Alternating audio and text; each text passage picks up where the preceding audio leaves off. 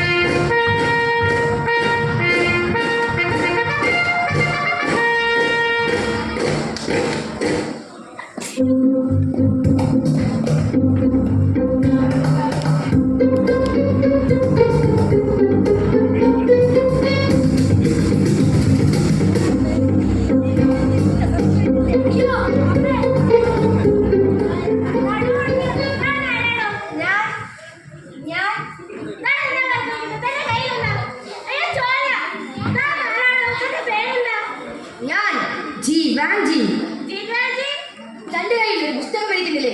അതെ, പാവങ്ങൾ. വിക്ടർ ഹ്യൂഗോയുടെ പാവങ്ങൾ. അതിലെ അതേ ജീവാൻജി. കുറ്റവാളിയോ? സഹോദരിയുടെ കുഞ്ഞുങ്ങൾ വിശന്ന് വിശന്ന് കരഞ്ഞപ്പോൾ ഒരു കഷ്ണം റൊട്ടി മോഷ്ടിച്ചതോ എന്റെ കുറ്റം.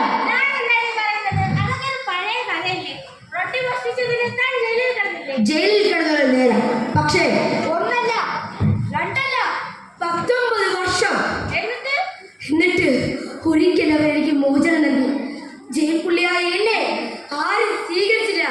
എന്റെ മുന്നിലെ വാതിലുകളെല്ലാം അടയ്ക്കപ്പെട്ടു. അവസാനം നിനക്കെന്റെ കഥ കേൾക്കണോ? ഞാൻ പറയാം എന്റെ കഥ.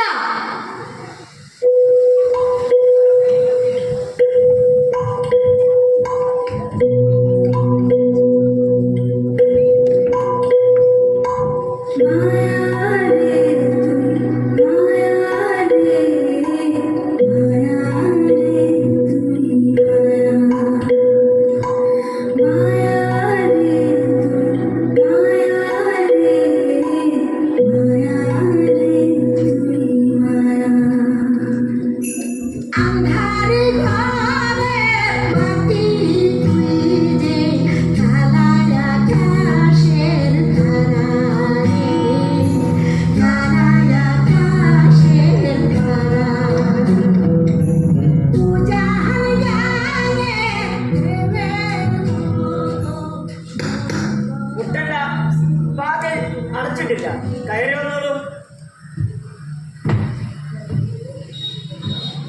നോക്കണ്ട, ഞാൻ ജീവാൻജി. 19 വർഷം ജയിൽ ശിക്ഷ അനുഭവിച്ച ജീവാൻജി. പെങ്ങളുടെ കുട്ടികൾ വിശന്ന് കരഞ്ഞപ്പോൾ ഒരു കഷ്ണം റൊട്ടി മോഷ്ടിച്ചു അല്ലേ? താൻ പറയുമ്പോൾ തന്നെ താങ്കളുടെ പേര് എനിക്കറിയാമായിരുന്നു. പേര്? അതെ, താങ്കൾ എൻ്റെ സഹോദരൻ. അതുതന്നെയാണ് താങ്കളുടെ പേര്. വന്നാലും ഇരുന്നാൽ ഒന്ന് വിശ്രമിക്കുമ്പോഴേക്കും എല്ലാം ശരിയാകും. അപ്പോഴേക്കും ഭക്ഷണം തയ്യാറാകും. മാഡം അക്ബർ, അടുത്ത കട്ടിലിൽ കിടക്കമിരിക്കൂ. അങ്ങനെ സത്യമാക്കി കിടക്കാനെന്നാണ് പറഞ്ഞത്. ഇത് സത്യമല്ലേ? എല്ലായിടത്തും എന്നെ ഹാർട്ടിൽ പായിച്ചു. ഇത് താങ്കളുടെ സത്രമല്ലേ? അല്ല, ഞാനൊരു മെത്രാനാണ്. ഞാനെന്തൊരു മണ്ടന. തലയിലിരിക്കുന്ന തൊപ്പി കണ്ടെങ്കിലും ഞാൻ മനസ്സിലാക്കണമായിരുന്നു. ഇത് നിങ്ങളുടെ കൂടെ വീടാണ്. ഇവിടെ വരുന്നവരുടെ പേരോ ഊരോ ഒന്നും ഞാൻ അന്വേഷിക്കാറില്ല. താങ്കൾ പോയി സമാധാനമായി കിടന്നു.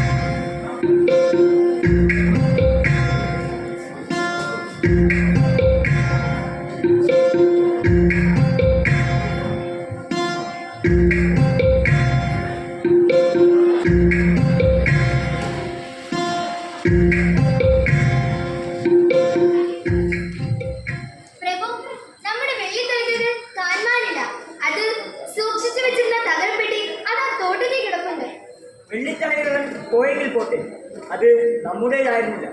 നമ്മളതിൻ്റെ സൂക്ഷിപ്പുകാർ മാത്രം. കളികൾ അതിൻ്റെ ഉടമസ്ഥർ കൊണ്ടുപോയി കാണും.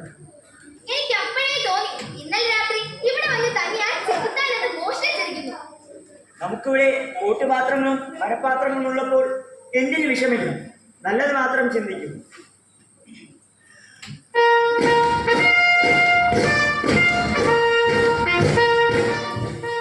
വന്ദനം പ്രഭു. അല്ല, താങ്കളോ? വീണ്ടും കണ്ടതിൽ സന്തോഷം. ഞാൻ തന്ന മെഴുകുതിരിക്കാലുകൾ എടുക്കാൻ വാങ്ങുമ്പോഴോ വെള്ളിത്തളികകൾ മാത്രം എടുത്തിരിക്കുന്നു. കൊലയാളി മോഷ്ടിച്ചതല്ലെന്നാണോ താങ്കൾ പറയുന്നത്? എനിക്ക് വിശ്വാസമാവുന്നില്ല. താങ്കളുടെ ആരാണ്? ഇയാൾ എൻ്റെ സഹോദരൻ. കുറ്റവാളിയെ സംരക്ഷിക്കുന്നത് ഒരു വലിയ കുറ്റം തന്നെയാണ്. അല്ല, ഇയാൾ എൻ്റെ സഹോദരൻ തന്നെയാണ്. എങ്കിൽ ഇയാളെ വിട്ടേക്കാം. പ്രഭു, അങ്ങനെക്ക് ഇവിടെ താമസിക്കാൻ അഭയം നൽകി. ഇനിയെങ്കിലും ഞാൻ പോവുകയാണ്. നിൽക്കൂ. പോകും മുമ്പ് ഈ വെള്ളിത്തലകൾ കൂടി കൊണ്ടുപോകും. തീർന്നില്ല, ഈ മെഴുകുതിരിക്കാലുകൾ കൂടി എടുത്തുകൊള്ളു. പ്രഭു,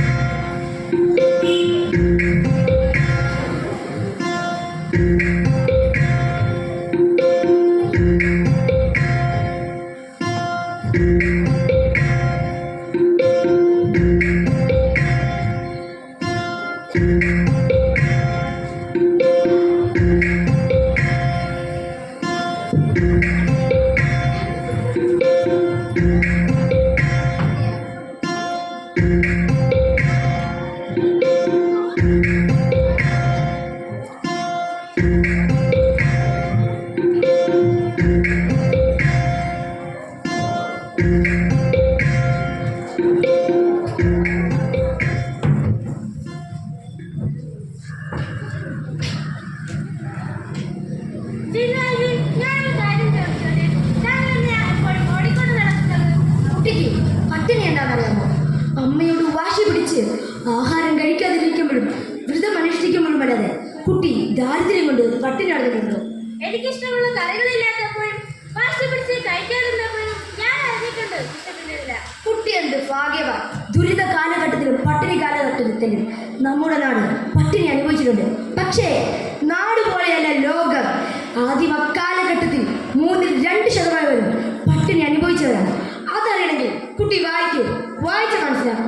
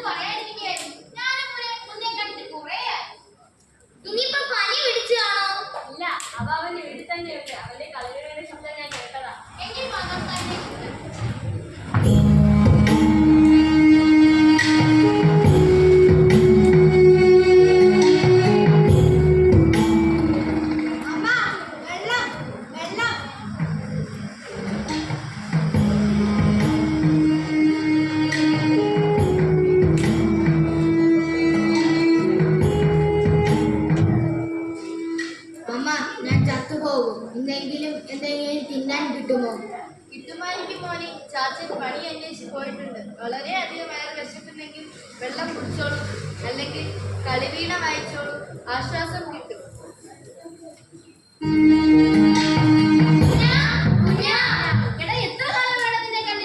വിശന്നിട്ട് വയടാ, ഒട്ടും നടക്കാൻ പോലും വയ്യ. അതാ ഞാൻ വരാത്തത്.